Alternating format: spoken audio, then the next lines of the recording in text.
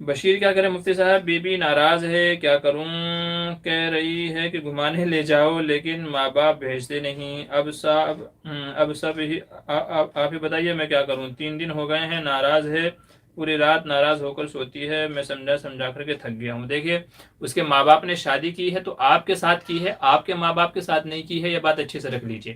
ہمارے معاشرے میں بہت سارے لوگ ایسے ہیں کہ جو اپنے ماں باپ کی وجہ سے اپنے بیوی کے حقوق کو ضائع کرتے ہیں، ماں باپ کی وجہ سے بیوی کے حقوق کو ضائع کرتے ہیں۔ اگر ماں باپ کا حق ہے تو میرے عزیز بیوی کا بھی حق ہے، اور باہر گھمانے لے جانا کبھی کبھار تو یہ بیوی کا حق ہے، بہت زیادہ نہیں میں کہہ رہا ہوں کہ جس سے آپ کے کام کا حرج ہو، لیکن جس سے بیوی کو دلی خوشی ملے یا آپ لوگوں کے معاملات اچھے رہیں تو کبھی کبھی لے جانا چاہیے۔ اس میں اگر آپ ماں باپ کی نافرمانی کرتے ہیں تو یہ نافرمانی میں نہیں آئے گا، ان سے پوچھنا چاہیے بھائی آپ منع کیوں کر رہے ہیں، پردے میں لے کر کے جائیں، شریعت کے دائرے میں لے کر کے جائیں، اور ایسی جگہ لے کر کے جائیں جہاں پہ پردگی نہ ہوتی ہو، ٹھیک ہے؟ تو ایسی جگہ اگر آپ اس کو لے کر کے جاتے ہیں تو یہ کوئی گناہ کی بات نہیں ہے، نافرمانی کی بات نہیں ہے، یہ اچھا ہے۔ تو اگر وہ ناراض ہے تو اس کو اللہ کے بندے لے کر کے چلے جائیں، نہیں تو بہت ساری چیزیں ایسی ہوتی ہیں کہ آپ ان کو سمجھانے سے نہیں سمجھا سکتے، اور یہ ناراضگی برابر چلتی رہے گی۔ تو اس لیے اس کا سلوشن یہی ہے کہ جو مسئلہ ہے مسئلوں کو آپ ختم کر دیں، انشاءاللہ مسئلہ خود بخود سالو ہو جائے گا۔ تو بیوی کو ناراض ہے اگر تو لے کر کے جائیں، ماں باپ کو سمجھائیں کہ جی ان کا بھی حق ہے، آپ گھر میں اس کو قیدی بنا کر کے نہیں رکھ سکتے، وہ آپ کے گھر کے کام کاج کرتی ہے، کھانا بناتی ہے، کپڑے دھوتی ہے، بیوی بچے سنبھالتی ہے، ماں باپ کو سنبھالتی ہے، تو اللہ کے بندے کیا اس کا حق نہیں ہے کہ اس کا دل کرے باہر گھومنے کے لیے جائے تو آپ اس کو لے کر کے جائیں؟ کیا اس کا اتنا بھی حق نہیں ہے کہ آپ نے اس کو غلام بنا رکھا ہے کہ نہیں ہم جو کہیں گے بس وہی کرنا ہے آپ کو؟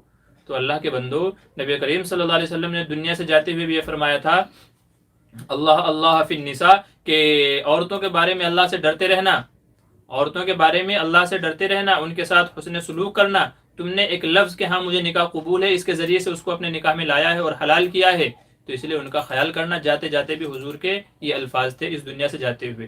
تو عورتوں کے حقوق کا خیال رکھنا بہت ضروری ہے۔ تو اگر یہ مسئلہ ہے تو اس کا سلوشن یہی ہے کہ ان کو لے کر کے جائیں اور ماں باپ کو سمجھائیں۔ اگر ماں باپ نہیں سمجھ رہے ہیں تو پھر میری بات کرا دیجیے گا۔